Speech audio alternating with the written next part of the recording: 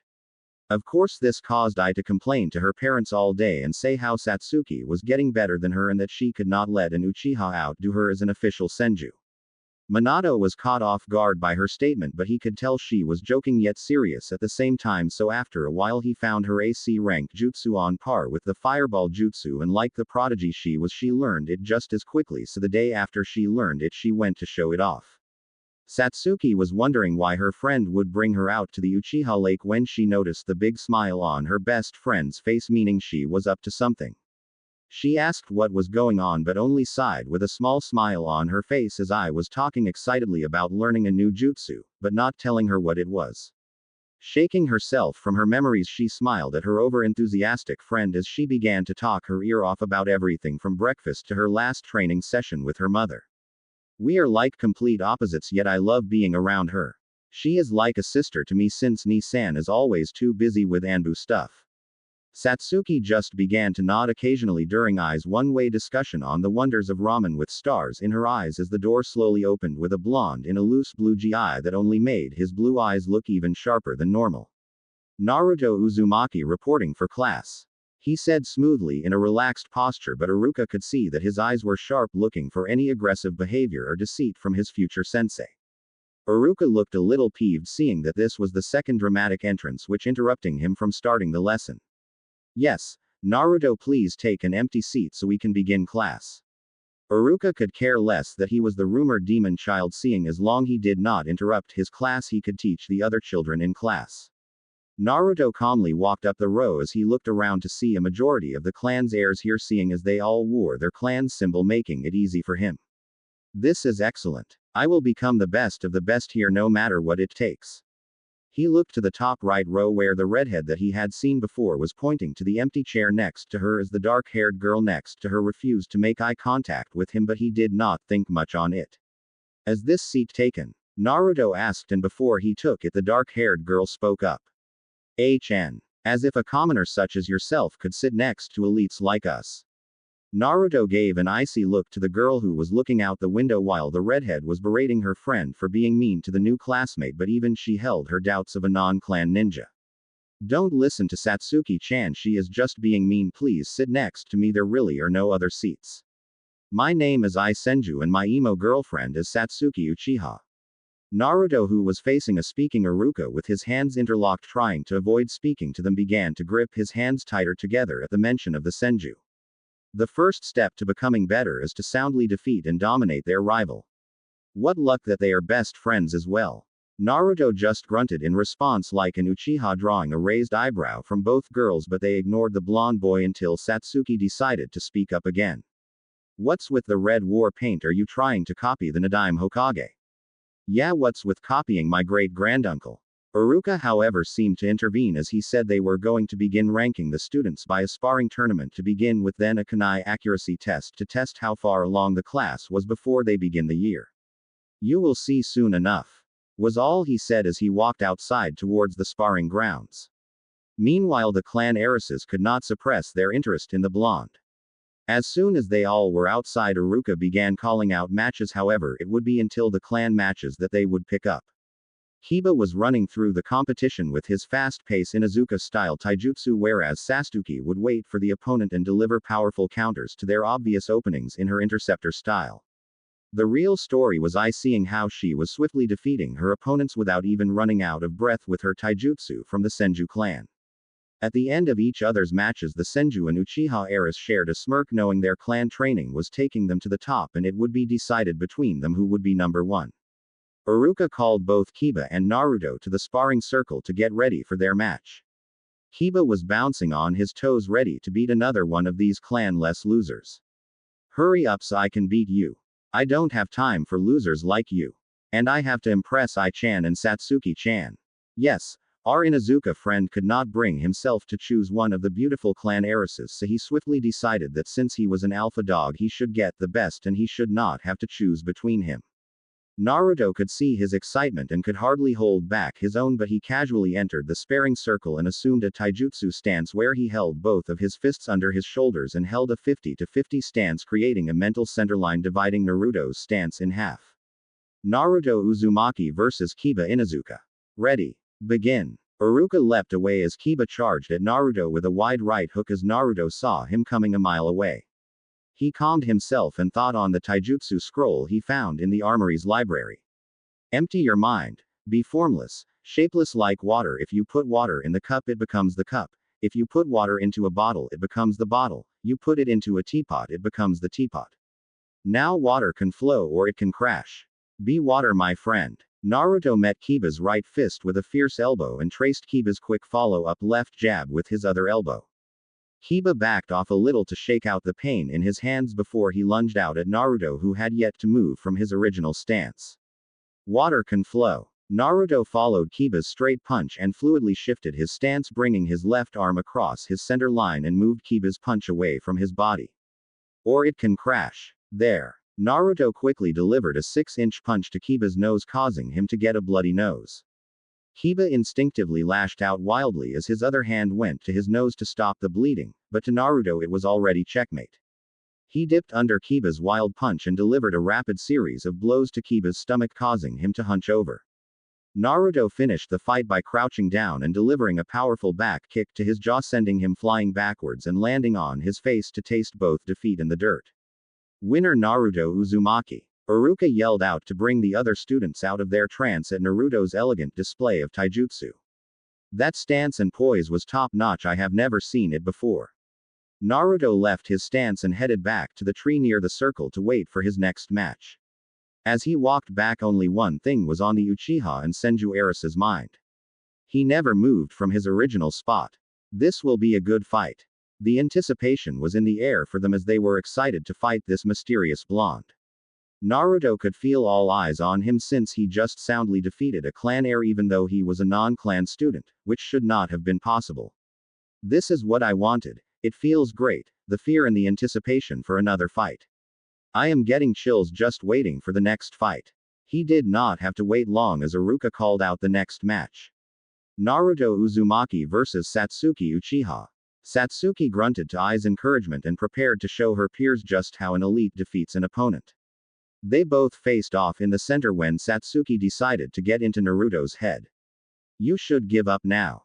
There is no way you can defeat an Uchiha elite, especially me, a clan heiress. Naruto looked blankly at her, causing her to get her angrier at him. You know you never answered why you have the Nadaime Hokage's marks.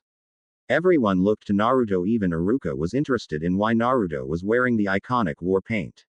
He just sighed and assumed his stance, as did Satsuki in her interceptor fist. Show me the full power of the Uchiha clan, and if you force my hand I will show you the reason why I earned these stripes. Satsuki was angered by his statement because he basically said he was above the clan and that she only might force his hand. I am going to beat him to a pulp for dishonoring my clan. Ready. Begin. Satsuki rushed at Naruto at a much faster speed than Kiba, so he had to move from his spot or risk being taken down too early. Satsuki quickly got inside his guard and delivered a swift punch to his gut, followed by an elbow to the back of the skull, leaving Naruto flat on his face. I knew you were all talk. Iruka-sensei called the match. He won't be getting up anytime soon. Just as Iruka was going to call the match in her favor, he heard laughing from the previously thought knocked out boy. Haha, you really thought that it was over. Come. Now I know how soft your blows really are. As soon he finished that sentence, she rocketed with rage in her coal eyes toward Naruto, and Naruto sped right at her as well to begin a flurry of punches in the middle of the sparring circle. I can't keep this up much longer. I must show him the power of an Uchiha elite. Satsuki quickly disengaged and began hand signs for her jutsu before Iruka could stop the match. Snake right pointing arrow, ram right pointing arrow, monkey right pointing arrow, boar right pointing arrow, horse right pointing arrow, tiger. Here it is. Satsuki-chan, don't. I yelled out, trying to stop her friend from seriously hurting her classmate. Fire release. Fireball jutsu. Satsuki released a large orb of roaring flame directly at Naruto, but when Iruka was about to jump in, Naruto began to hold a hand sign. This is it, come on Naruto. Tiger. Water release. Gunshot. Naruto released a similarly sized orb of water to meet Satsuki's fireball jutsu, which created a large steam fog in the sparring circle. Satsuki was in shock, not from her using a deadly jutsu but from the surprise that this no-name classmate could match her jutsu. Naruto decided to capitalize on her hesitation and sprinted across the steam fog and delivered a sweeping move to get her off her feet and went down to punch but held it right in front of her face. Satsuki was looking right into Naruto's eyes when she noticed something. Those eyes. They are full of anger. At me. No, they are not for me, but for who then? Naruto got off of her and proceeded to walk off, leaving a stunned Satsuki being helped up by Ai. Don't worry about it, Satsuki-chan. You could not have known he could use a water jutsu. I will get him for you the next time we fight. Satsuki shook herself out of her thoughts and nodded to her friend and bumped fists with her. Yeah, you better beat him or you will give the Senju a bad name and we might not get ramen after school today. I suddenly got emotional at the thought of losing her ramen, but got serious at the end and gave her a confident smirk, showing Satsuki she had no plans of losing. Alright, last match. Ai Senju vs Naruto Uzumaki. Come meet in the center and we will begin the final match. Naruto took a deep breath and kept a blank face, but his eyes could not hold back his feelings about the upcoming match. I can't get caught up in my emotions or I will lose this match. Now I only have one more gunshot in me left and maybe enough charka for my other jutsu if I conserve on the gunshot. Well, no use thinking about it now, it's time. There is no way I am going to lose. I have to defend Satsuki and my clan name. I don't know what Tu-san would say if he knew I lost to a clan-less student. Ai's thoughts were on never giving up so she could live up to her clan name. Funny enough, Naruto's thoughts were similar as the tension in the air rose when they made eye contact, as if to say to the other that they were going all out. Iruka, picking this up, decided that now would be the best time to start the match. Ready. Begin. Naruto and I quickly got into the thick of it as Naruto had to defend against a powerful roundhouse kick to his head with both arms. Damn, that is some power behind her kick. Is this the physical prowess of the Senju? Naruto dropped down and swept Ai's exposed leg and tried to follow up a punch, but I let Naruto sweep her and she twisted to both of her palms on the ground and gave Naruto a double kick that sent him flying to the tree nearby. Exclamation mark. It feels like I broke a rib or something. Before Naruto could get back up, I began to weave hand signs to the jutsu she showed off to Satsuki at the lake that day. She closed her eyes as she mentally went through the signs to remember. This is it. Monkey right pointing arrow, dragon right pointing arrow, rat right pointing arrow, bird right pointing arrow, ox right pointing arrow, snake right pointing arrow, dog right pointing arrow, tiger right pointing arrow, monkey. Lighting release. Thunderbolt of Zeus. A large jagged thunderbolt came speeding at Naruto, and before he could dodge the thunderbolt, it pierced his shoulder and erupted in a giant show of sparks that made it difficult to look at the display of power. After the technique dimmed down, it revealed a beaten and extremely injured Naruto with random sparks of electricity coming out of him at different times. Oh my god, I am so sorry. I ran over to the gravely injured Naruto and tried to do what she could, but she really couldn't do anything. I didn't mean to. I mean, I wanted to beat you, but not like this. I had tears in her eyes thinking she just killed her classmate when Naruto underneath her tapped her head with both his pointer finger and his middle finger and then directed her attention to another, the Naruto right behind her, with a flat hand to her neck simulating a kunai if this were a real battle. But if you are there, then who is? The Naruto beneath her dissolved into water, revealing it to be a water clone the whole time. When did you? Naruto decided to interrupt her question because he knew what was coming. When you closed your eyes to remember the hand signs to your jutsu, I created a water clone to take my spot as I waited in the tree limb above you for when you would come over. He answered without taking his eyes off her. It's like he is only looking at me with those deep blue eyes. I mean, of course he would only be looking at me. I asked the question. Stupid. Naruto walked away, balling his hand into a fist, letting blood flow through his fingers, completely ignoring Ai's blushing face. I'm becoming stronger. Good. The rest of the day went well for Naruto after the spars as he tried to be the best at the shuriken test, but he was simply too out of breath and too low on chakra to do how he usually performed, which caused his overall ranking to drop behind Ai as she got a perfect score due to her large amount of stamina and training. However, he still edged out Satsuki, who got a better score in the shuriken test but lost in the spar, so she was chasing behind him in third. Needless to say, everything was going ideal for Naruto, except the most important part of beating Ai. This is bullshit. I should be number 1. I won the spar, not her. Naruto could only glare at the ranking list outside the classroom, hoping it would burn to ashes by his look. He sighed and went back to the armory to eat and rest, as his chakra was as low as it had ever been in all of his training over the month. This did not deter him, but only pushed him on. As he left, he could feel the stare of a cold pair of eyes, but he refused to acknowledge them as he turned to leave. Satsuki-chan, I got first place. I was running toward a fuming Uchiha heiress who could only ball her fists at the retreating back of Naruto Uzumaki. Damn him. If I did not hesitate, I would have won and he would have been at my feet like it should have been. I need to unlock my Sharingan and then I will easily win, wiping that stupid expression off his face. I had been talking the whole time about how she would hold on to her rank and how she would not lose to Naruto ever again, but stopped when she noticed that Satsuki was not listening. Satsuki-chan, forget about him. Come on, it was one spar. I bet next time we fight him we will definitely win. I pouted but then held a victory pose to cheer her friend up. Meanwhile, Satsuki could not fight off the giggle coming out of her mouth at the ridiculous pose her friend was making. Yeah, You're right, Ai-chan. Just some more training and we will show what it's like to mess with the best clans in Konoha. That's right. But first the food of gods, ramen. I was pulling Satsuki by her hand through the school as she sprinted toward Ichiraku ramen. However, while her thoughts were solely on food, Satsuki's thoughts were on the blonde boy that beat her. Whatever. I guess I will ask Ni-san for more training and show him his place.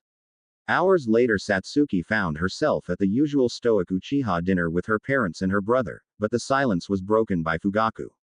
So how was your first day of class? I heard they had spars for the first day to establish rankings. Makoto was interested as well as Itachi but frowned when they noticed Satsuki was playing with her food. Satsuki-chan, do not play with your food. Answer your father. Please, we all want to hear about your first day, honey. Satsuki put down her chopsticks and mumbled out something that was unheard by the rest of the table. What was that, Satsuki Uchiha? I got third place. Satsuki looked down to avoid eye contact with her father. Well, that is inexcusable. Why in my day? Fugaku could not finish that sentence as Makoto elbowed him in the ribs with her fully matured Sharingan turned on, daring him to finish that sentence or face her wrath, which usually meant that little Fugaku would not see any action for a long time. Why don't you tell us what happened, honey? Satsuki looked up at her mom, who was looking at her kind eyes like her Ni-san while Fugaku was rubbing his sore side, and spoke up quietly. Well, there is this boy, and that was all she could get out before Makoto brought her hands to her cheeks and talked excitedly. Oh, do you hear that, Fugaku-kun? Our little sweetheart has a crush, and so soon. I wonder when she will be bringing him around. Oh, I have to make plans and… Ka-san. It's not like that. However, they ignored her as Itachi got up from the table. Itachi-kun, where are you going? Makoto asked with an overly sweet tone as she suspected what he was going to do. I am just getting my tanto cleaned before I go find this boy and warn him what will happen if he breaks my Imoto's heart. Fugaku was going to follow Itachi when a sudden tug on his sleeve told him to sit down. Now, Itachi-kun, there is no need for that this soon. I am sure she has not started kissing him yet. Iu Ka-san, you're so gross. Satsuki was definitely regretting bringing up this conversation. She took a deep breath and tried to think of anything that could calm down the table, so she said that the boy was able to match her fireball jutsu with his own water jutsu. This brought the table to a silence as they were intrigued by this 7-year-old with a water jutsu powerful enough to match this C-rank attack. I got really mad, and before I could think, I got a good distance away from him and began to do it before I could stop myself. I could not stand the thought of losing to him after he insulted the clan, so I put as much chakra as I could, but he stopped it with a water jutsu the size of my fireball, and then while I was distracted he won by quickly following his jutsu like he knew he was going to beat my fireball. I am definitely going to see this boy, and bring the tanto just in case, you never know. Itachi asked what the name of this powerful boy was, and what she said next shocked the table. Naruto Uzumaki. And Ni-san, I need more training if I am going to beat him. Satsuki finished as she missed the shocked face of her mother and the raised eyebrows of her brother and father. Itachi. Fugaku got his attention quite quickly with his sudden serious tone. Begin to train your sister seriously. We can't let her soil the Uchiha name by losing to him. Itachi met his father's stern look with one of his own as he knew exactly what he meant. He glanced over to his sister's excited face and caved. This would be good for her to get stronger, but not for that reason. He nodded, which got Satsuki to quickly finish her dinner and hugged her brother, thanking him for training him, missing her mother's and his sad look for his sister growing up too fast. Watch out, Uzumaki, I am coming for you. Meanwhile, I was talking excitedly to Kushina, who was setting the table and waiting for her loving husband to come back, about how she got number 1 at the academy. Ka-san, I got number 1. Oh, I can't wait to tell To-san. However, she did not have to wait long as she was suddenly lifted up into the air and swung around. I was giggling madly as her To-san was spinning her around. What can't my little angel wait to tell me? He put her down and went over to kiss Kushina as she was putting food on the table. They all sat down at the table and were eating when Kushina decided to speak up. Honey, so tell us about your first day of school. Minato grew quiet as he looked down at his plate. Yeah, it would have been his first day as well. Kushina, sensing his sudden sad mood, squeezed his hand under the table and gave him a small smile, which was returned as if to say, they still have I. Well, I got number 1 in school today, but I lost my spar to this dumb boy. Kushina now turned to her with a sly smile and began to tease her. My, I-chan, it's so soon for you to like boys. I guess I'll have to have Minato-kun draw up a marriage contract for you and this boy. Minato quickly picked up on this and sighed very dramatically. Oh, my sweet sweet angel will soon leave me all alone for a boy, so I guess I will stop making my special ramen. I suddenly grew wide-eyed and waved her hands incessantly as if to stop Minato from not making his special ramen. Tou-san, please don't stop making your ramen. I won't leave you for Naruto. At that name all the laughing stopped so quickly that I thought she did something wrong, so she tried to backtrack and spoke up. Yeah, Naruto Uzumaki was the name of the boy who beat me, he was so good. I mean, I need to train harder to beat him so I won't lose to him and fall for his tricks. How was I supposed to know I hit his water clone and not the real him? But Kiba and Satsuki-chan lost also, so it wasn't just me. I will train so hard that I will give our clan a good name and beat that no clan loser. I finished as confidently as she could fake, as she thought her parents were mad at her losing to Naruto, but she had no idea how deep she hurt her parents by bringing up their lost child. An image of the Kyuubi was behind their small child as if it was smirking over its new vessel. Minato's hand tightened around Kushina's until he heard his daughter whimper out his name, and he looked up to see his daughter looking scared at his sudden rage. He quickly went around the table as I began to cry into his shoulder, mumbling about how sorry she was for losing her match and that she would try her hardest next time. Minato slowed rocked her, saying that it was okay and that he wasn't mad at her for losing. He mentally cursed himself as he knew that I could sense his negative emotions. He had no idea she could until one day when he was depressed thinking about Naruto while she was 4. Minato was in the main bedroom moping while looking at the picture of him and his pregnant wife smiling for the camera with a signature at the bottom saying, "Looking forward to twins. Twice the joy, twice the love, twice the blessings from above." He would occasionally look at this picture trying to overlook the sadness with the happiness of their expecting faces. He was brought out of his thoughts when his little girl came into the room, and he put the picture away and whipped away tears in his eyes. "Honey, what are you doing here?" He picked her up onto his knee and she pouted and brought her hand to his heart. "Two-san, why are you always so sad?" Minato tried to hide his shock as he questioned his daughter as to how she knew this. "Two-san, I can feel your sadness just like I can feel Ka-san's confusion when she doesn't know I'm losing." Minato knew at that point she had inherited Mito Uzumaki's negative emotion sensing and felt as if she should begin her training, so he told her how impressed he was and told her that he was going to train her to be a ninja. I, of course, forgot about her father's depression and ran around the house cheering about becoming a super ninja just like her dad. Minato could only bite his lower lip and think on what I said. Kushina's confused. "Oh shit." Minato quickly rushed over to the kitchen and found Kushina cutting her palm with the knife she was supposed to be cleaning. He wrapped his arm around her waist, giving her a hug from behind and whispering to her that he loved her so much and for her to listen to the joy of their daughter. Kushina, however, could only stare at the cut she gave herself and let tears fall from her eyes. "Pieces of me are just gone. My name, my clan, my baby. I want to go away." As she started to move, she felt Minato's strong arms holding her, however, to her they felt like ropes and she struggled to be free to the point she was screaming to be free. Minato, however, just held her as her beating fists slowed down to nothing but a series of taps, and finally she passed out from another of her episodes. "I can't let I see Kushina like this. I will leave her with Makoto to see if she can help her again." Minato could only thank Kami that Makoto was around to calm his wife down during these episodes. It was like she was the only one that could help her when she was dealing with the aftermath of an episode. So Minato quickly formed a shadow clone of himself and left in a flash to the Uchiha compound. I came into the room only to see her smiling father and asked where her Ka-san was. He picked her up onto his shoulders and carried her down to the training room, telling her that Ka-san just need to get some groceries for dinner for tonight. I eventually fell asleep under her Two-san's slow rocking and all the energy she expended today from the excitement of the first day, so Minato carried her daughter to her bedroom as Kushina followed right behind, smiling at Minato's gentleness. He laid her down gently on the bed, gave her a kiss on the forehead and went to the main bedroom, giving Kushina time alone with I as she normally did. "Ka-san." Ai's eyes slowly opened to look at her mother, who was illuminated in moonlight of the clear night. Kushina pushed some of Ai's hair behind her ear as if to non-verbally tell her to continue. Is Tu-san mad at me? She said as she lifted the blanket to cover herself from the response her mother would tell her. No, baby, we love you so much we could never be mad at you. Can you tell me another story about the Mizu Controller clan? Kushina gave her a small smile as she began to tell her stories of old.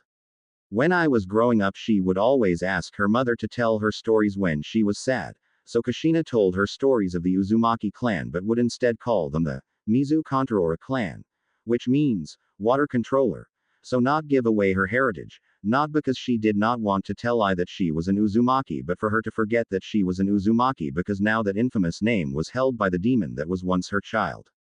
Kushina, as much as she wanted to, could not bring herself to tell Ai that she was one of these powerful Uzumaki because she never unlocked the bloodline and the name would associate her with the terror her old clan's members caused, because they were held as gods of water and were feared by all until they were eliminated thanks to a collaborated raid of Kumo and Iwa ninja. So she distanced herself from her clan's powerful past by keeping them as only bedtime stories to impress her daughter and eventually make herself believe they were only characters in a child's story because raw power like that is too fearsome for reality, like the stories of Madara and Hashirama. Because power like that would tip the scales of the ninja world again like the days of old, and she hoped that her ancestors were the last of these gods. She could only pray that neither of her children got these powers to corrupt them. Because the world does not need more gods but families.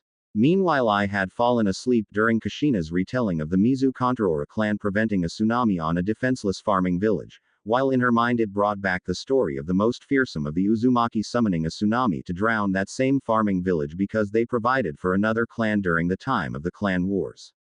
But that was the Uzumaki, not the Mizu Controller. That power was for childish stories of superheroes, not for war stories of monsters. The power of a god was for the rotten corpses of old, not for the living of now. Kushina still held her fears that one of her children could have inherited this corrupting power.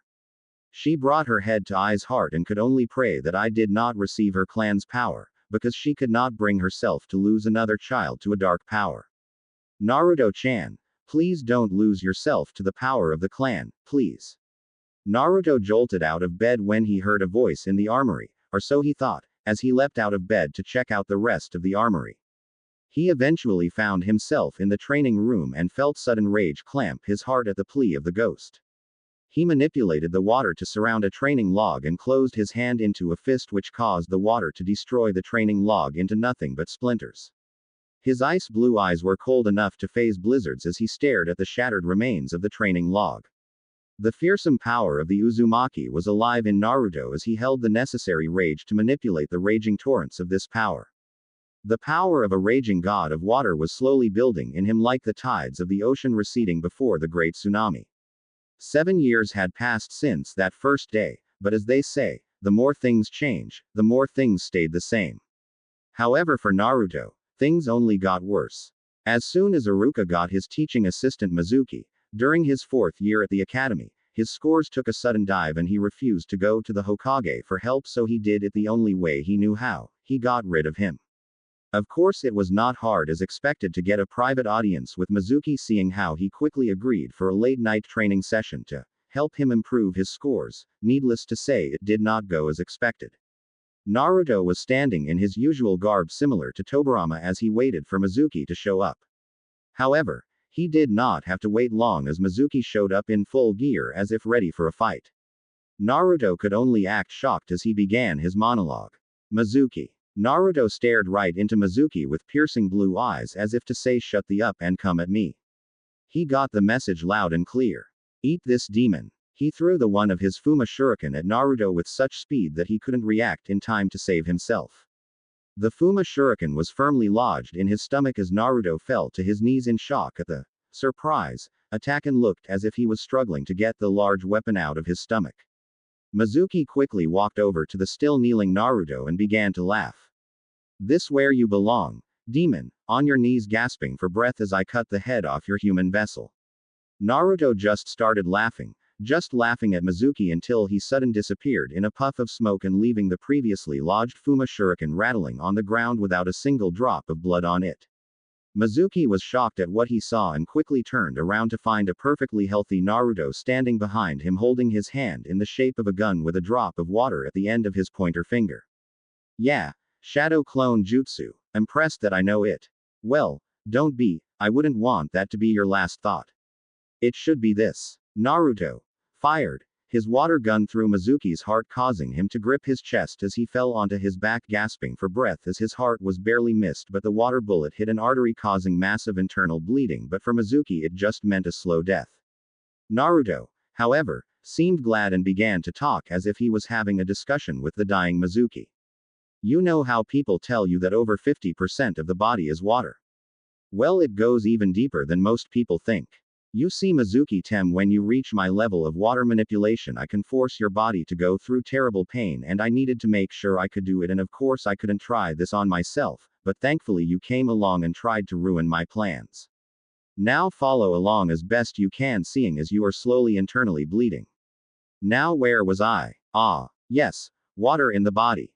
Naruto smacked his face and brought his hand to Mizuki's heart, shushing Mizuki as he grunted in pain. Now what you need to know is that 65% of the water in the human body is used as intracellular fluid, ICF, whereas the other 35% is used as extracellular fluid, ECF.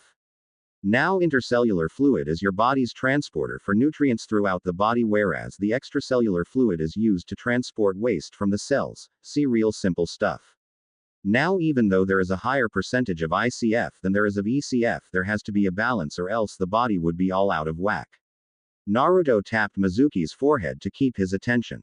Now, as you may be feeling by now, your heart can't push out blood through the body, therefore you are losing feeling in your limbs, beginning this whole "oh, I feel so cold" nonsense, which is really the point at which your body loses enough blood and you pass out, leading to the brain going last as you pass away in your sleep state. But you see, through the wonders of water manipulation we can change this process. You'll see, water can be so much fun. Naruto gave a dark smile and continued his monologue while maintaining pressure on Mizuki's wound to keep him alive for his test. You see, in that tiny brain of yours is the hypothalamus, which controls your hormones and maintains this important balance of ICF and ECF in the body, along with producing hormones for you to function. So while you are dying, you are still making hormones that control the flow of minerals in your body. So here's where it gets interesting. As I am now removing water from your body, your hypothalamus will try to produce more hormones to increase sodium to compensate for the loss of the electrolytes I am removing. When loss of water is disproportionately greater than loss of electrolytes, salt, the osmotic pressure of the ECF becomes higher than in the cells. Since water passes from a region of lower osmotic pressure to a region of higher osmotic pressure, water flows out of the cells into the ECF, tending to lower its osmotic pressure and increase its volume toward normal. As a result of the flow of water out of the cells, they become dehydrated. That was a whole bunch of shit just to tell you. Naruto looked at the suddenly aging human beneath him. I am forcing your body to quickly dehydrate at an insane pace before you die, making you feel as if you were as weak as an old man, feeling your muscles shrink around your crumbling bones thanks to the massive amount of ECF pushing out all the nutrients that your body thinks is waste now. Naruto finished in a dark tone as his eyes hardened to icy daggers and covered Mizuki's mouth to prevent him from yelling out. Mizuki could only rattle under Naruto's firm hand on his mouth as his body's cellular structure was being destroyed. His body lost most of his previous weight, making him nothing more than skin and bones, literally. His skin grew a dark gray and his hair thinned, but the most gruesome feature was his face. His face was so thin you could see the blood vessels, and his eyeballs were exposed as his skin around them shrunk due to water loss. It was even more horrible than Naruto expected, as his once opponent was now nothing more than a dried up husk. He quickly formed a shadow clone to remove of the body in the river to be crushed and sent along the current as the original threw up violently on a nearby tree. He finished after a while and got the memories of his shadow clone crushing the body in the water, removing any evidence of his horrible experiment. Never again. No one deserves that. Naruto's body was shaking from his experiment turned first kill. He thought he would feel great killing someone that hurt him, but he was dead wrong as he looked at the amazing power he held, and suddenly began to fear himself. He who strikes terror in others is himself continually in fear. Naruto could only think of that quote from his training on the more deadly techniques Tobirama left behind. Damn, he is right, I am becoming scared of myself, but at the same time this power is what I need. So Naruto ignored his fear of his powers and embraced his rage on the Senju and the villages he left to the armory for the night. Naruto returned to the academy the following day looking as if nothing had happened and it was just another day. The search for Mizuki was fruitless after 4 days, so the Hokage simply declared him missing. However, he still had his doubt that Mizuki could have just disappeared. That was the end of Mizuki, so that led to Naruto regaining the top spot in the class. However, his title would be challenged that year by the emergence of his rivals Kekkei Genkai. During the years of training with Itachi, Satsuki showed her unbelievable potential as she absorbed Itachi's training quickly and was able to unlock her Sharingan, reaching her second Tomo state, making her more troublesome, as Shikamaru would say. When this happened, she would not stop using her Sharingan in every match, obliterating the competition in the weekly tournament spars, that is, until she fought Naruto again with them on. Now I will show you the power of the Uchiha. Satsuki charged at Naruto as quickly as she could, knowing she was leaving herself exposed, but exchanged defense for speed, thinking that the Sharingan would be able to compensate. Foolish Uchiha. Naruto quickly ducked under Satsuki's opening jab and delivered his rapid series of punches to her stomach and chest to the 11-year-old Uchiha heiress. Satsuki quickly went to the ground holding her stomach in pain, as all the fanboys were in complete outrage that Naruto would hurt their angel. You think that just because you have your Sharingan that it makes you invincible. Don't be foolish, you may be able to see where my hits will land but won't be able to react in time. Iruka declared Naruto the winner as Satsuki just gripped the dirt, glaring at Naruto's receding back. Damn him, I will put him in his proper place. Satsuki quickly got up, brushing off her fanboys, and got up to walk back inside the classroom when she looked back, making eye contact with Naruto's blue eyes that seemed to look at her as if she was a piece of art he was appraising. She quickly fought down the blush on her face and tried covering it up with an angry snarl, but it was too late. Naruto had already seen it. However, Satsuki's budding feelings were the last of his concern as he stared at Ai from behind, thinking on what she just showed in the last spar of the day against Kiba. It seemed that the Mokuden Kekkei Genkai was alive again in the youngest Senju. Naruto could only be worried and excited at the same time. Now his enemy had received the legendary bloodline of Hashirama and was getting better at it, as it seemed that it was not the first time she had used it, meaning she had kept it a secret for quite a long time. However, I am far above both of them for the time being. Now if I only could do something about Arashi. Flashback.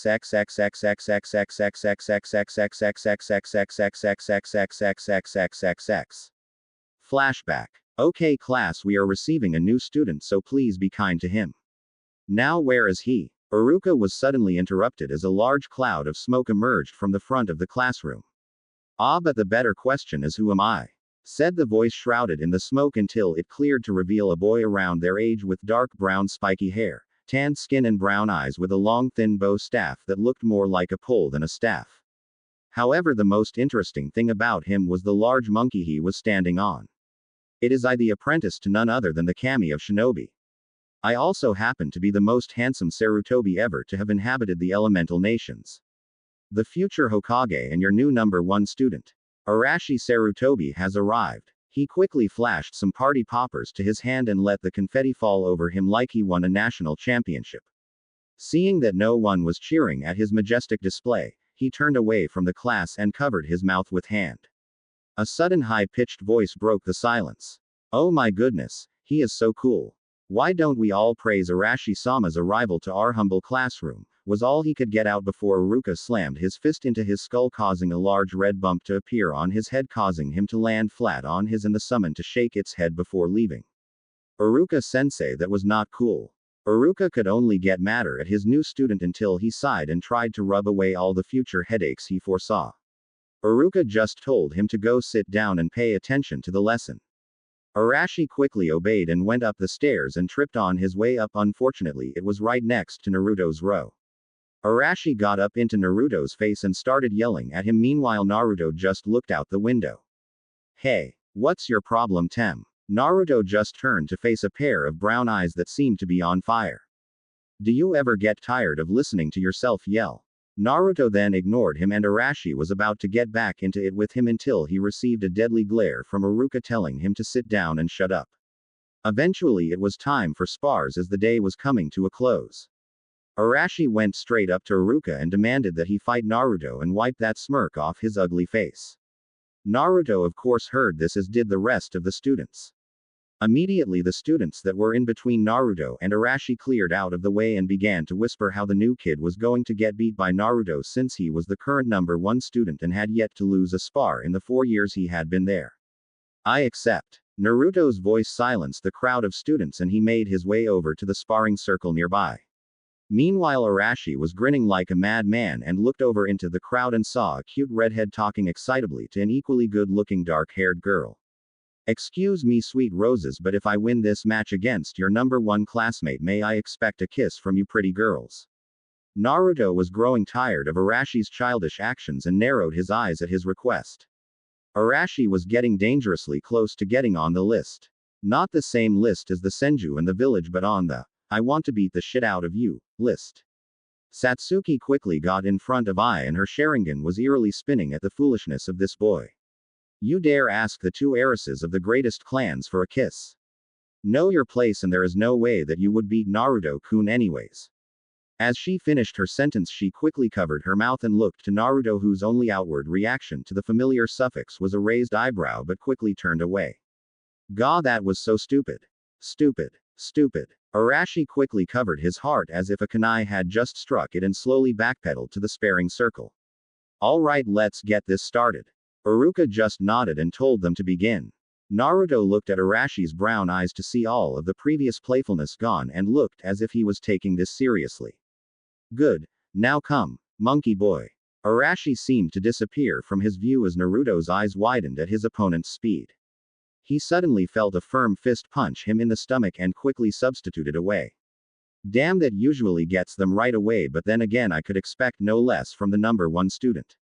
He pulled out his bow staff and began using the wild Sarutobi taijutsu that resembled an agile monkey.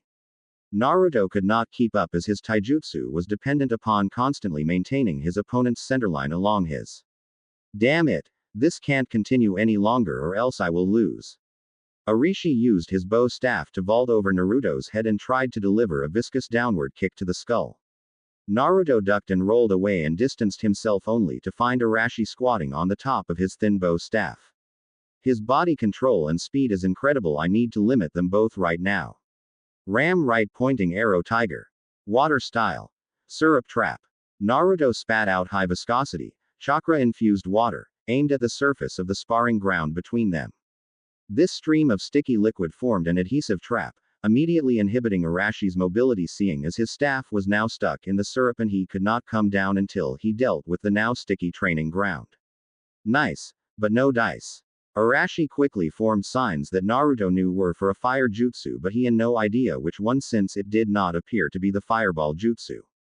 This should dry up the field real quick. Ram right pointing arrow, horse right pointing arrow, snake right pointing arrow, dragon right pointing arrow, rat right pointing arrow, ox right pointing arrow, tiger. Fire style. Dragon flame bomb. Arashi kneaded his chakra into flames, which was then manipulated into a genuine looking dragon. He then blew out flames that divided to launch a left side, right side, and frontal assault in all 3 directions at once, threatening to turn Naruto into ash in a matter of seconds. That jutsu is only known to the 3rd Hokage. Well, this no more holding back. Water style. Water shockwave. Naruto quickly slammed his hands together and formed a spiraling vortex of water as tall as a twister. The vortex then proceeded to explode from the top into the form of a wave. Naruto then pushed out his arms to control the wave to meet Arashi's flame dragon bomb. Arashi, seeing the giant wave of water rushing toward his flame dragon bomb, pushed as much chakra as his small body could force out, flickering the flames from their previous orange hue to a blinding white-hot flame. Naruto, seeing his opponent going all out, matched his intensity and roared into the rushing water, drawing in more water from the air to combine with his water shockwave, creating a tidal wave with incredible force behind it. Feeling the huge spike of chakra from the academy, the 4th Hokage, who was talking with Hiruzen, stopped and knew something must be wrong. Hiruzen suddenly worried as he sensed that it was his apprentice charging up enough chakra for the only jutsu he taught him that would be required for this amount. Minato, we need to get the academy now. Minato nodded and grabbed the third Hokage only to flash to the top of the academy to witness this incredible scene. His son staring down the third's infamous fire jutsu with an intense look in his eyes. He looks almost exactly like Tobirama as a young man. But at the same time he looks so much like me, I have to do something. He went to intercept the deadly fire jutsu only to be stopped by Hiruzen and look wide-eyed at the sudden spike of chakra Naruto released. He watched his son clap his hands to form a typhoon of water out of thin air. That can't be, but that jutsu was Tobirama's. He should not have the necessary level of water manipulation for it. After the clash of the incredibly high ninjutsu battle, the steam coming from the jutsu was enough to cover the surrounding area. Two blurs met in the middle only to find themselves at an impasse. Damn, Huff, I thought I had you, Huff. Well, Huff, good try, Huff. The steam cleared thanks to Hiruzen clearing it by a low-level wind jutsu. What they found shocked them. They were both hunched over, barely standing, but still held a weapon to each other's throats. Arashi was breathing heavily as he held a kunai to Naruto's neck while Naruto held a water sword to Arashi's throat. Well, looks like you win, man, was all Arashi could say before he fell backwards with a smile on his face, but before he passed out he said some parting words before chakra exhaustion got to him. That was awesome, we have to do that again, friend. Yeah, some other time then. Naruto dropped his water sword and began to walk away when he suddenly passed out, but instead of landing on the hard surface of the training ground he landed on someone else's back and he swore he heard someone say he was proud of him. Minato could only smile, being swept up in the excitement of seeing his son's effort to be the best in his incredible potential. He flashed away after explaining to Iruka and the rest of the class that he and Hiruzen were going to take them to the hospital to recover. That marked the beginning of a long 3-year rivalry in the academy between Arashi and Naruto, and they were an odd pair. Arashi's loud personality and great natural fire manipulation versus Naruto's cool personality and his incredible water manipulation led to some great fights over the years, as they seemed to be opposites yet matched each other so well. Arashi during his last year at the academy decided to change his clothes to match his personality. He now wore a bright red t-shirt over a short-sleeve fishnet armor along with an open high-collared white jacket that ran down to his waist, and on the back of it was the Sarutobi clan symbol. He finished that off with a pair of standard blue ninja pants and blue sandals. Naruto had finally grown into Tobirama's old clothes, so he now wore a black long-sleeve shirt that had a large white fur collar around his neck along with his normal black pants with thin ninja pouches attached to the pants for easy access to his tools. I was blossoming into a young woman as she wore red armor that covered her torso, hips, and shins. The Senju heiress also had a navy blue, high-collared garment that draped over her shoulders and a matching knee-length skirt that had 2 large slits in both the front and back, covering the outer sides of her legs. Underneath she wore a tight black jumpsuit with blue arm guards and black traditional ninja sandals. Everyone else wore what they wore in Shippuden before the war arc.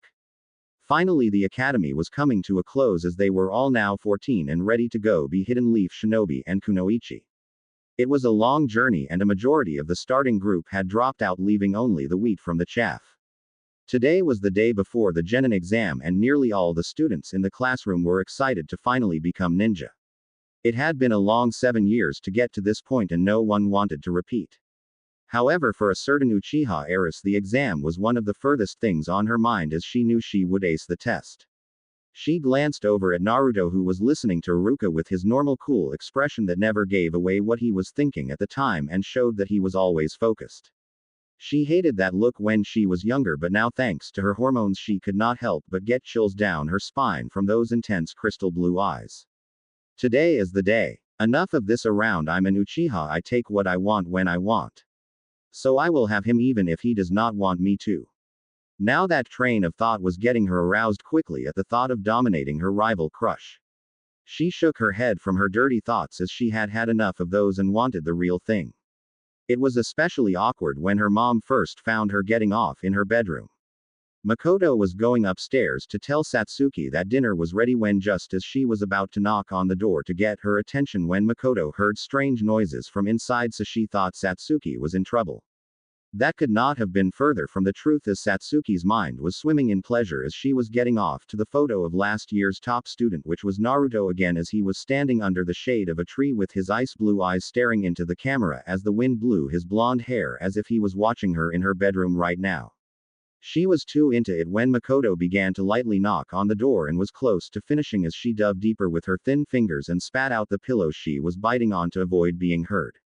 "Oh, Naruto-kun. Deeper, Naruto-kun." She sped up and was now on edge and was chanting his name louder. Makoto heard Satsuki moaning and she jumped to conclusions. Thinking she was in pain, Makoto burst through the door with her Sharingan blazing at full power, ready to send whoever was attacking her daughter to hell. "Satsuki-chan. Are you okay?" Makoto's sudden yell quickly snapped her out of her pleasure and killed the mood faster than a kunai to the heart. Makoto had very little time to react to the situation at time because Satsuki's reaction to her entering her room was immediate. "Ah-ka-san, get out. Get out. Get out." Satsuki quickly tossed the picture of Naruto to the side and threw anything and everything at her mom and wrapped her partially dressed body in the covers of her bed. After throwing everything in arm's reach, she bawled into her covers, embarrassed out of her mind. To make matters worse, Itachi and Fugaku seemed to phase into her room at the sound of her screams. "Ka-san. What's wrong with Satsuki Imouto?" She immediately wanted to curl up and die when she heard her Ni-san's voice. Makoto was confused at first as well, but as soon as she saw the solo picture of Naruto on the floor and the way she found Satsuki, she quickly pieced together what was going on and felt a sudden blush fill her cheeks. She was embarrassed for Satsuki, as she could only imagine what it would have felt like if her family stumbled in her masturbating. Makoto quickly ushered Itachi and Fugaku with an urgent tone, claiming it was women issues. At the sound of womanly issues, both men seemingly disappeared as fast as they arrived because the body functions for women were as mysterious as they were awkward to listen to. The last thing they needed to hear before dinner was their sister going through her period. Makoto gently closed the door behind her and picked up the picture of Naruto off the floor and sat on the bed next to the curled up Uchiha heiress. "Well, he is quite the looker, Satsuki-chan. I mean, look at those blue eyes," Makoto said with a light tone as if to tease her daughter, and it worked as Satsuki swiftly emerged from the covers and swiped away the picture of Naruto and held it close to her. "Ka-san, I was just It's fine. I think now is the best time to talk to you about certain things." One long conversation about boys later, "You are welcome." Satsuki had a deep blush on her face as she was going down the stairs to eat dinner with the rest of her family. As a majority was a blur, she kept one thing to heart that her mother said. "An Uchiha's pride is not just limited to the battlefield, dear. It is also applies to love, as at one point I was in your position and I almost lost Fugaku-kun to my sister Akua-chan, but before she could make her move on him I quickly got him alone and made sure he knew my interest quite forcefully." Satsuki silently cringed again at the thought of her mother and father doing anything together in her seat as she re-ran her plan again through her mind. She looked over to Naruto and balled her fists. "You will be mine, not one of these weak fangirls, or even I-chan will get you. I promise on my Uchiha pride." Satsuki was mentally psyching herself up for her confession as Iruka guided everyone out of the classroom to review the necessary taijutsu katas for the exams. Satsuki slowly got up and stole Naruto's hard case book with all his notes for the exam. She then put them into her backpack and rushed after her classmates towards the sparring grounds. Hours later, the school day ended and the class quickly left to get back home to review and get some late studying done. Arashi was waiting outside the classroom feeling quite nervous as I was talking with Sasuke about how they were going to be official ninja. "Yeah, I'm excited too. I think Arashi wants to talk to you, seeing how he is basically sweating a lake outside and keeps looking at you." I quickly looked over to Naruto, waved and then left Satsuki in the classroom alone with Naruto, who was looking all around his seat for his notes. "Damn it. Did someone take my notebook? I knew I should not have left them out and I should not be working on water jutsu theories in class for exactly this reason." Naruto stopped looking for his book when he felt a firm poke to his back. He turned to see Satsuki with his book extended to him as she refused to look him in the eye with a clearly reddish tint on her cheeks. Why would Satsuki have my book? Did she want my notes for herself? No, she would have kept them, so why? Naruto then took a closer look at Satsuki and recognized what she was doing, she getting him alone. It was not Naruto's first time being in this situation, as many girls had done similar things to get him alone, but he simply had no interest in any of them or getting in a relationship, so he usually just left immediately, but this was different. Naruto's normally cool demeanor was breaking as he looked at Satsuki closer and chewed his lower lip as if to fight off him, making him say something stupid. Naruto's blue eyes traveled along Satsuki's outfit, starting from her high black zip-up collar that covered all the way down to under her full C-cup, ending at the top of her stomach, which was covered by an evil, at least to me, sleeveless fishnet armor. Along her arms were white arm bracers that tapered off just under her shoulder. He allowed his eyes to look further down to her white short shorts that were slightly visible through the slit in her black skirt that flowed down to a little past mid-thigh. He trailed down her cream white legs to the tight white leggings that went above her knees that made his pants a little tighter just thinking about seeing the rest of those long legs and imagining them wrapped around him. He then could not fight off his hunger anymore. Looking back at this, Naruto would never figure out what caused this, whether it had been his Uzumaki blood or his hormones. He wrapped his arm around the small of her back, smothering her soft body with his firm chest. Meanwhile, as Naruto was looking her over, she tried to think of a way to confess to him like her mother told her, but stopped when she heard a low growl from Naruto and she felt him pull her in and did not resist, as she was too shocked to react outwardly other than to wrap her arms around his neck. Naruto lowered her high collar zipper just low enough to get access to the curve of her neck, and he deeply inhaled Satsuki's scent. Damn, had Satsuki always smelled this good. And Kami, her chest feels so soft. When she felt Naruto's nose brush against her neck, she tightened her grip around his neck, bringing him to bury his face deeper into her, causing her to gasp as his teeth grazed her neck as if Naruto was trying to eat her.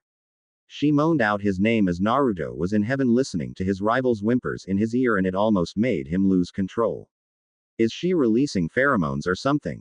He thought in a daze as he began to nibble on her smooth cream white skin. He felt animalistic, raw and hungry for Satsuki, hungry for the flesh of his rival, and all logic flew out of the window when he heard Satsuki's melodious voice moaning his name. He ran his hands all over her narrow back and wide hips. Damn, I had no idea someone could be so soft yet firm at the same time. He thought as his hands gripped Satsuki's firm tight. Satsuki's mind was gone as Naruto played with her body, and she loved every antagonizing slow minute of it. She let out a cute squeak as Naruto's strong hands took a firm grip of her as if he wanted to rip it off her, making her get on her toes and close the little distance there was between their bodies. Feeling Satsuki's arousal against his right thigh, Naruto switched gears and took control of his raging hormones. When Naruto's hands left her butt, she got worried. Maybe he didn't like it. She panicked when she felt him freeze. She didn't know whether she could be considered desirable or not, as she had always been a little more aggressive than most girls in her class. Is it because of my personality? Naruto pulled away from her neck while keeping her close to his chest, and Satsuki looked as if she was about to say something, but when she looked directly at Naruto's lustful eyes, any response died in her throat as his blue eyes told her all she needed to know. Take off your skirt but not your shorts, Naruto said in a low yet demanding tone while maintaining eye contact with her half-lidded coal eyes as it brought chills down her spine. Her shaky hands lowered her skirt, leaving her only in her white short shorts. He grabbed his hard-covered book on the nearby desk and brought her close to him while slowly sawing her nether lips with the book cover. He was going so slow that it was driving her crazy, and she began bucking her hips, trying to either go faster or get it deeper in, but Naruto brought his arm around her hips, using his superior strength to keep her in place as her knees quivered under his deep stare. Seeing her impatience, he slowly put his now wet notebook on the desk and told her what to do next. Now unbutton your shorts but don't take them off. She was trying to gather any form of pride to try to turn this around, even if it was just as a woman, but Naruto's immense presences made all resistance futile. She knew what Naruto was doing by forcing her to do everything. He was establishing dominance, and if she was honest with herself, she was too excited to even care. As long as Naruto would do this to her all the time, she would gladly be under him just like he wanted. Meanwhile, seeing her following his commands was far greater than anything than he expected. I don't know how much longer I can keep this damn pace. I'm trying as hard as I can to not shake like Satsuki-chan. Naruto was fighting off not only his hormones but his overwhelming nervousness, as he had never done this before and was struggling to maintain his strong stance and ignore the heavy breathing of Satsuki and the way her cute pink lips parted, waiting for his own to attack them. She finished unbuttoning her white shorts, revealing her dark blue panties that were now ruined by her excitement of this surreal moment. Naruto guided his hand toward the top of her panties and pulled on them, slowly dragging his fingers along her clean-shaven body down to her when he stopped. Please, please put them in me. Satsuki breathed out into Naruto's ear as her head was resting on the side of his neck since she could no longer stand on her own as her knees were simply too weak. Okay, Satsuki-chan. He returned gently as he understood exactly what she was doing. She was granting him permission, unlike the other times where he demanded her to do these acts. He understood that at this point she was letting him do this even if he was overflowing with hormones. He would never force himself onto her if she was unwilling. He slowly inserted his index finger followed by his middle finger and her gasp in pleasure. His fingers were much larger than her fingers, causing her to adjust to the larger digits. You're so wet down here. It's like you're trying to suck in my fingers. You're so naughty, Satsuki-chan. I think I will have to teach it a lesson. His dirty talk was working as she constricted even tighter around his fingers as she weakly tried to respond to the dirty talk, but the pleasure of Naruto's fingers exploring her was too much for her to form a sentence. He slowly curled his fingers into a "come here" motion and began to rhythmically stroke her G-spot. Satsuki was seeing white as his random stimulation was getting to her, so she easily missed when his arm left her hips. Naruto brought his other hand and lowered her shorts to where all of her panties were exposed. He softly laid his palm onto her pelvis, trying to find the area right above where his fingers were stroking her G-spot. Satsuki-chan, come for me, he said in his familiar low demanding voice as he pressed down hard on her G-spot from both inside with his fingers and from the outside as he pressed his palm down on it. All her muscles suddenly tensed and all she saw was white as she came hard on Naruto's fingers. As she fell down from her heaven, her body completely collapsed against Naruto as she felt limp. Her world was slowly coming back together as she felt Naruto slowly removing his fingers from her. I love you so much, Naruto-kun. Even before this, you just had this strength that others just did not have, and it wasn't just your physical strength but your indomitable will that made me fall for you. She finished as she tried to pull herself together enough to look into his softening blue eyes. Satsuki-chan, I. Before he was forced to say something, I's loud voice was coming down the halls. Satsuki-chan, where are you? Arashi-kun is taking us out for ramen. Shit. I can't see Satsuki-chan like this, especially with me here.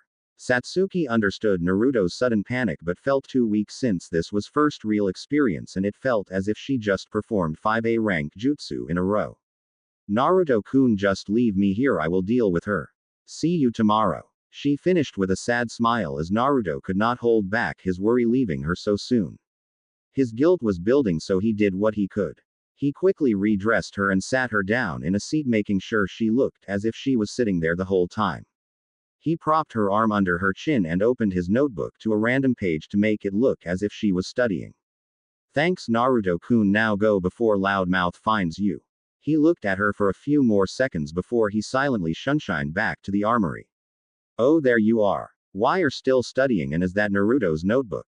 She slowly got up and stretched to get the blood flowing to her limbs and told her that he left it here and so she was going to see what was inside for extra studying. I quickly agreed since the longer they were talking the longer she would be apart from her ramen. Yeah, I plan to do some extra studying with this notebook. She followed I and could not keep her torrent of emotions from running through heart, but thought that no matter what she was madly in love with Naruto and that was all that mattered, even if she had her doubts about why he did not respond to her heartfelt confession. Quote exclamation mark exclamation mark exclamation mark quote. Naruto was on a rampage in the training room of his armory as all the water in the room was moving around violently and crushing whatever Naruto's raging eyes were on. Senju. I mean, god damn it, she was so gone. Naruto stopped as he cried a river of tears at the thought of how wrapped around his finger she was. He stopped his train of thought and lay down on the floor looking up at the ceiling as he thought on Satsuki and what just happened. What am I really angry about? Was it the fact that she did not do anything for me? Was it the fact that we were interrupted?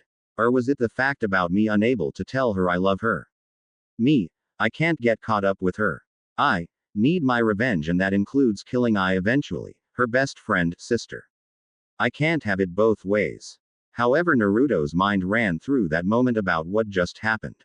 This way she felt so soft in her arms, her whimpers egging him on to do whatever he wanted to her, the way she was desperately trying to finish but him controlling her to go at his pace. I need to work this stress off.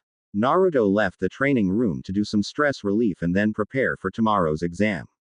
He knew deep down that he was wrapped around Satsuki's finger just as she was around his, but he would have to try either to keep it a secret or ignore it for as long as he could until it burst.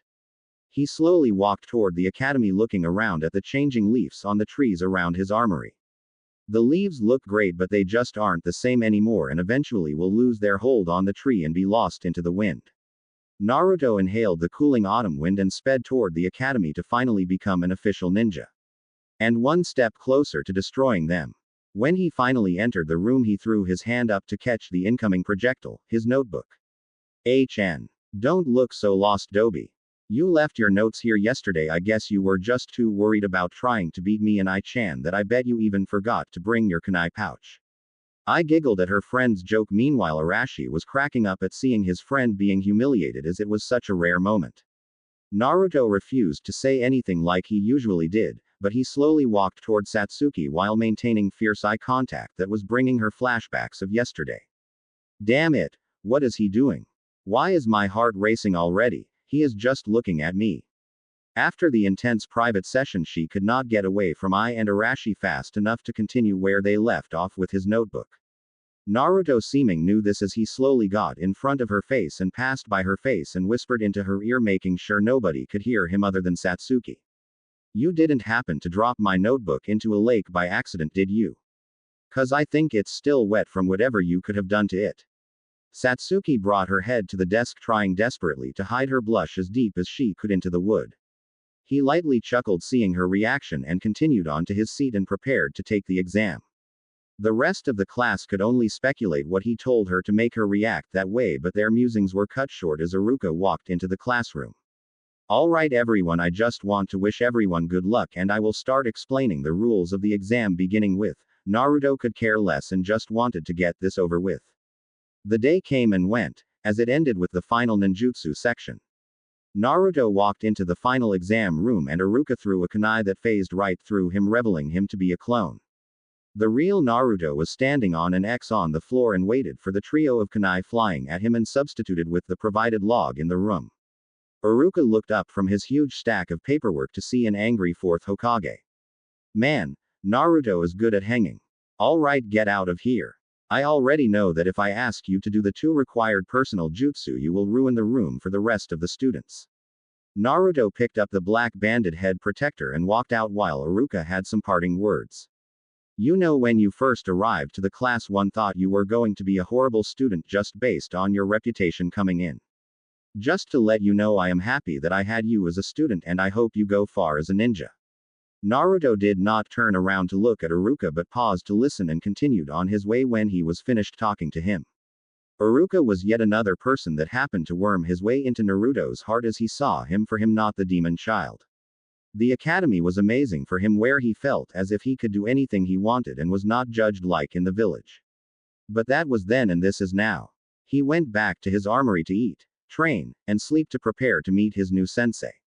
Finally he was a genin at last. Now it was time to shake the ninja world. Minato Senju was in his full Hokage robes as he peered into the third's glass orb using the telescope technique to overlook the now genin students as they finished their exam. He was sitting in a small room surrounded by a few jonin that wished to become jonin sensei for a group of genin. Well, that's that we now have all the clan heirs becoming genin at the same time. So let us set up the teams, shall we? Hokage-sama, if I may, I wish to train the next generation of the legendary Ino Shikacho combo, Asuma said first to get his preference before anyone else. Minato nodded seeing that no one else really cared. All right, we still have quite a few. Kakashi quickly put in his vote for Ai, Satsuki, and Arashi. Hokage-sama, you can't seriously give him all of them. It would benefit all groups if they were separated. Kurenai quickly exclaimed, which surprised everyone seeing how vocal she was being. Kurenai, I am sorry, but Kakashi is the best to train them to their highest potential seeing as how they are all gifted in the art of ninjutsu whereas your specialties lie in genjutsu. Kurenai bit her lower lip and took a step back because she knew that Minato was right and she was out of line. Well, since that is settled, then you, Kurenai, will train Shino Aburame, Kiba Inuzuka, and Hinata Hyuga. She nodded as she did not mind, as she wished to train Hinata originally, seeing as the only thing holding her back was her insecurities. Minato then took a deep breath as he thought on how to address the odd student out.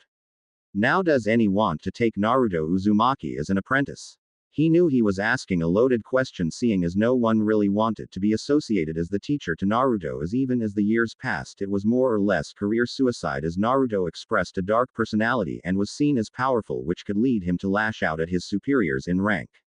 Seriously, no one. You guys are too much, man.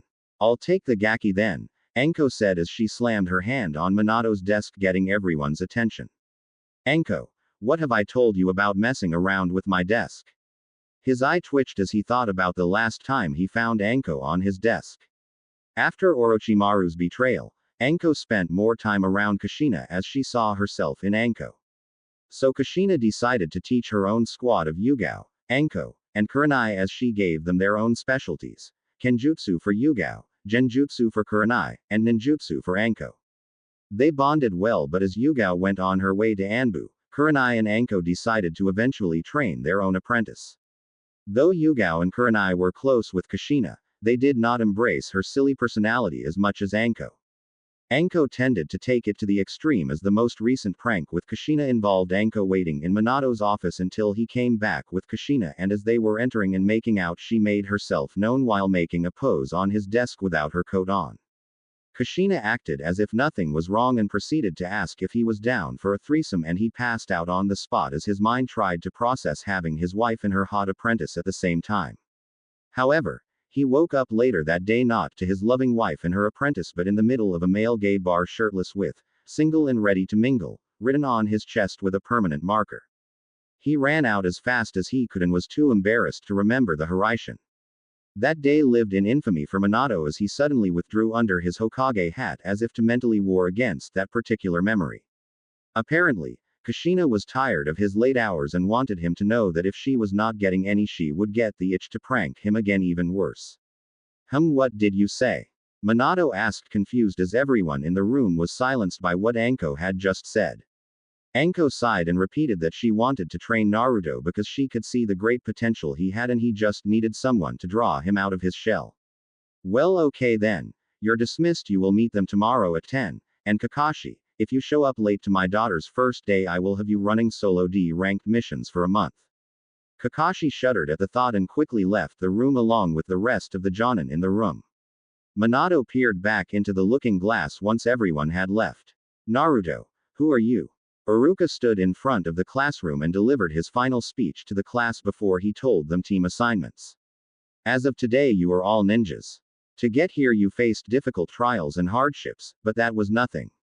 What comes next will be far more difficult. Now you are only genin, first level ninjas. All the genin will be grouped into 3-man squads. Each squad will be led by a jonin, an elite ninja. Naruto looked up from his desk to find Ai talking to Satsuki excitably on them being on a team, while Arashi was crying mock tears as to why they were leaving him out of their team. Ai-chan, you're breaking my heart. I thought you would want us to be together. I stopped talking and smiled at Arashi. Of course I do. I would want to be on a team with both of my best friends. Arashi's smile only slightly faltered to where I did not notice it, but Naruto did. Yeah. He knew about his friend's crush on Ai ever since after that first day, as they bonded after sparring, as they were almost evenly matched. Naruto hated seeing him like that. He did not see what Arashi saw in her, but he just let Arashi talk since they seemed to be the only people who would listen to each other. Arashi may be a loudmouth, but he did not make close friends with the rest of their classmates. He and Naruto understood each other through their fists, as Naruto could feel that deep inside Arashi was this lack of identity, but he never told Naruto why he felt that way. Arashi at the same time could feel the overwhelming sadness hidden within Naruto, and he wanted to know why, but as connected as they were to each other, they simply were not close enough. Che, that bitch. Naruto looked away from that group and stared at Iruka to listen to the rest of the lecture, but slightly faltered at the large amount of killing intent hitting him like a heat wave. Satsuki was pissed, so pissed, in fact, that she almost turned on her two-tomoed Sharingan just to glare holes into Naruto's skull. How dare he not even talk to me about what happened for 3 whole days? Naruto Uzumaki almost felt like whimpering from his seat as he could feel Satsuki ready to pounce on him like a tiger to rip his face off. Kami, please see me through to the afterlife. I don't know what to say to her. How can she blame me? I don't even know what to do. Iruka indirectly saved him by continuing his speech. We want each squad to have a balance of strength and abilities, so that's how we set them up. I will now announce the squads. Iruka ran through the list as Naruto only caught the last few. Team 7 will be Arashi Sarutobi, I Senju, and Satsuki Uchiha under Kakashi Hatake. Arashi and I were cheering from their seats, whereas Satsuki had a small smile on her face knowing her team was the best possible team, well, second best team. Team 8 will be Shino Aburame, Kiba Inuzuka, and Hinata Hyuga. Team 9 is already a set team, therefore Team 10 will be Ino Yamanaka, Shikamaru Nara, and Choji Akamichi. Now go forth and defend the village with your wills of fire. Naruto slowly pulled his head up from his desk to level a stare that could freeze hell over right at Iruka. Why do I not have a team? I did not spend 7 years here not to be a ninja. Naruto was about to get up and be violent when Arashi stood up. Hey, Iruka-sensei, what about Naruto? He should be on a team. Naruto looked over at Arashi with a strange look. No one's ever defended me, not that I need it, but Arashi gave his own glare to Iruka, thinking that he not putting Naruto on a team was bullshit. Iruka looked sheepish as he looked over the sheets in his hand to find any notes on Naruto until he found a small sticky note on the last sheet. Oh, that is my fault. Naruto Uzumaki will be trained under Anko Mitarashi. Naruto had never heard of her but just hoped she was not going to try and stunt his growth. He did not have to wait long as a female figure broke through the room as a large drape covered the section where Iruka was standing and had on it the great Anko Mitarashi, the most kick sensei around. Alright, which one of you brats is named Naruto Uzumaki? I'm going to be your sensei. Are you ready for the real genin test? Good. Now follow me. Anko finished with her fist in the air as if she was cheering herself on. Anko. Iruka meekly looked around the drape and told her that she was early. Tisk. Tisk. Iruka-kun, what have I told you before? It's not early, just being too soon. And it's Anko-sama to you, or do you not remember our lessons? Iruka suddenly blushed while Anko had a vicious smirk. Naruto could not fight off the growing disgusted expression on his face as his sensei was being whipped in front of the whole class, and he did not even fight back or deny it. Wow. Iruka-sensei lost a lot of points. I know I'll never bend to a woman's will. Che, what a joke. As Naruto finished that thought, he could not ignore the sudden chill down his spine, while Satsuki could not help but enjoy the scene unfolding in front of her and silently took notes along with the rest of the girls in the class. What worried all the males was the loud clicking sound of a pen amplified tenfolded as all the girls pulled out a notebook and started writing on their own small notebook. Naruto started to ask if they could go when he was shushed midway of asking a nearby girl who was still writing notes while pushing up her glasses and taking a sip of her pumpkin spice latte. Honestly, I cannot go anywhere on campus without finding a girl with fake glasses and a pumpkin spice latte, like WTF. The sound of scribbling ended, and after the sound of a multitude of pens clicking closed did Naruto begin to ask again if they could go. Anko just yelled out to follow her and sprinted out the window to land onto a nearby building with Naruto following right behind her. They stopped right on front of the Forest of Death and Anko began to speak. Okay, let's get the air cleared here. Obviously you can guess nobody wanted to train you, but do not think for 1 second that I'm some chump jonin that got stuck with you.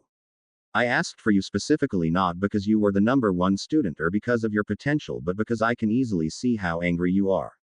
Naruto could only ball his fist as his sensei said what he was thinking, but got angry at her because it was if she was saying she understood him. You cannot possibly understand my pain.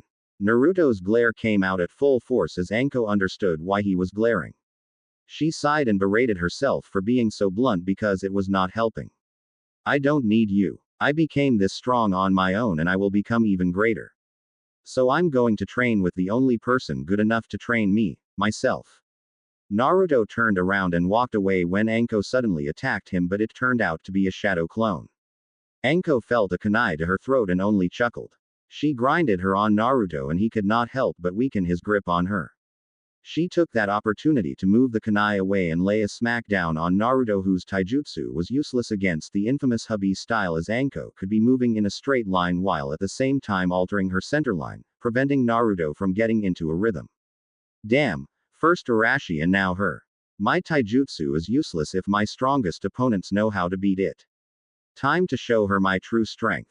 The water dragon. Naruto back off and charged the air around him to form water and held up the bird hand sign, slowly pushing his connected hands out aimed right at Anko. This is the difference between us. Water style. Water dragon jutsu. Anko's eyes widened at the incredible sight of water from the air shaped into the form of a dragon, while Naruto simply used one hand sign. But that's impossible. That's an A-rank jutsu and requires over 40 hand signs. She could not think any further as the elemental dragon roared out and barreled toward her. Naruto walked toward the defeated and soaked form of Anko Mitarashi lying helplessly on the ground of the training ground. This is the difference between us. You could not possibly teach me anything other than how to be a. Naruto could not finish her monologue as he was suddenly dragged underground violently with only his head revealed. The Anko he was insulting poofed away, revealing it to be a shadow clone, while the real Anko right above him was completely dry with an extremely wide sadistic smile. However, that smile was not what worried him. It was the group of snakes hissing out ready to pierce his throat with their long fangs dripping in poison. Now what was that? Naruto-kun. Something about me just being a. Anko's face grew suddenly dark and came extremely close to his face. Say it. Say it again and I will have the smallest snake you can be squeezed in to eat you alive as you slowly are dissolved by its stomach acids. Naruto quickly shut up and shook his head no, which was as close as Naruto would get to begging for his life. Good. Now I don't like you, but you are talented with ninjutsu. That's it. You would die out in the real world like the academy student you are. You have no taijutsu, no genjutsu, no self-restraint, and worst of all, you have a massive ego. We have a lot of work to do. Now get yourself out and we will start. You have a minute to get out or I send you back to the academy. I will be in the forest. Yane. She finished with a fake smile while she leapt away. Naruto smashed his head against the ground multiple times in penance of his foolishness. He concentrated hard and altered his form into water, briefly letting him escape easily. Damn, I am a fool. If I keep this talk up I won't live to get my revenge. Naruto leapt after Anko to begin his training as a genin.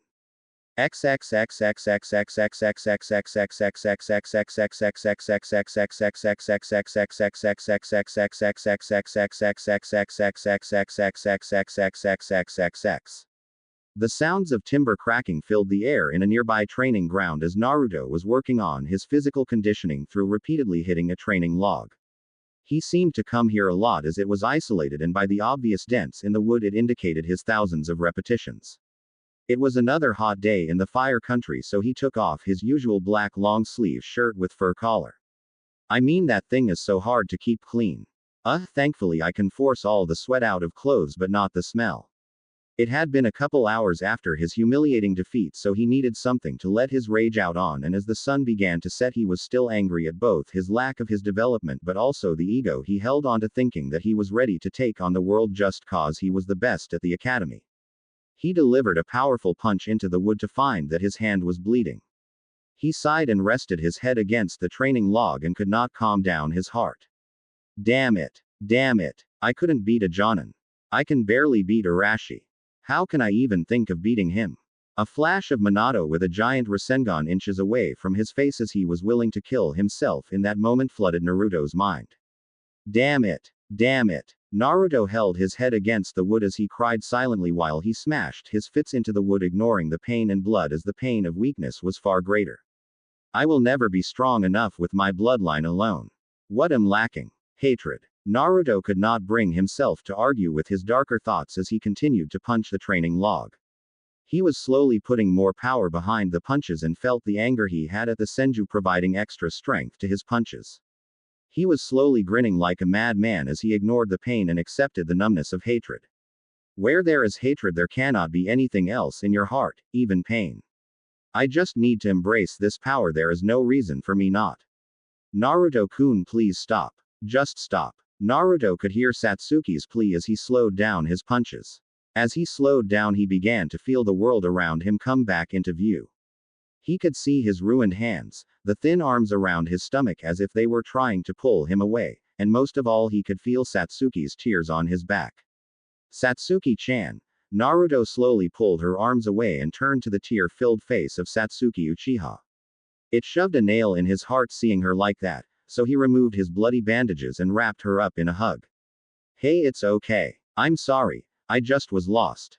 Satsuki sniffled her into Naruto's chest as she spoke. I was so angry at you from ignoring me, so I looked all over for you to yell at you. But when I saw you hitting the training log, I almost attacked you on the spot until I noticed you were crying. Then you. Satsuki dove deeper into Naruto's chest as she felt scared. You just kept punching and punching, letting your hands break. And you just smiled, Naruto-kun. Naruto held her tighter as he cursed himself for showing Satsuki his rage and hatred getting the best of him. The thought of losing Satsuki from his hatred scared him the most. He never opened his heart to anyone. What started in the school room was just a couple horny teenagers, but by the end he felt something more. Nothing was added to me, I was connected with her at that moment. That's why her pain hurts me as well. I don't know what to do except try not let her get hurt. I need to end this here. She can't join me on this path that I have before me. Naruto loosened his grip on Satsuki as he took in a deep breath to do something he would regret in order to do what he needed to. Satsuki-san, I don't think. Naruto stopped as Satsuki's head came up so quick and her now 3-tomoed Sharingan told him he would die painfully if he finished that sentence. You will not break up with me over this shit. Satsuki nailed him right in the stomach and followed with a thunderous back kick to his face. Naruto could feel his nose bleeding and the sharp pain in his back as he hit the log really hard. Before he could get up, Satsuki straddled his waist and bit his shoulder hard enough to draw blood. Satsuki stopped and looked up with tears in her warm coal eyes. Please don't leave me, she whimpered out. She looked away in shame. I know that I am not the most feminine or the best looking and I'm pushy and. She could not get any more words out as Naruto gently pulled her chin towards him and kissed her gently. Satsuki's eyes widened before she closed her eyes and melted into the kiss. After a while, Naruto tried to get his tongue into her and Satsuki would not let him, so he pinched her and she squeaked, which allowed Naruto to enter, but only for a moment as Satsuki immediately pulled away. Naruto, what are trying to do? Satsuki was beginning to doubt that he cared for her and was only trying to use her. Do you even care about me? Naruto just looked at Satsuki, just lost as he did not know what to say. I am just doing what I instinctively feel. How am I supposed to handle this? Satsuki-chan, I don't know how to treat you like the Haim you are to me. I don't know how to outside of using my body to express this to you. Satsuki was bright red as she heard Naruto's compliment and especially the thing about using his body to treat her like a princess.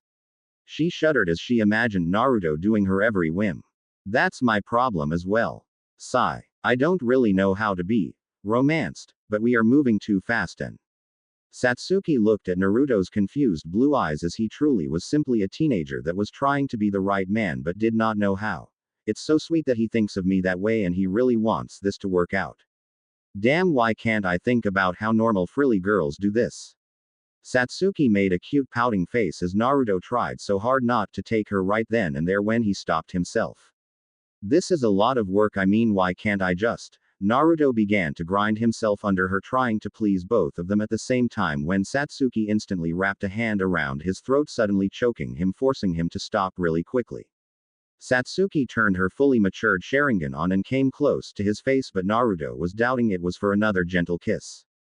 You said I was a princess, well then you are going to treat me like one. She tightened her grip around his throat as she continued. I like sushi, so you will take me out later tonight and show me how much you want me without this.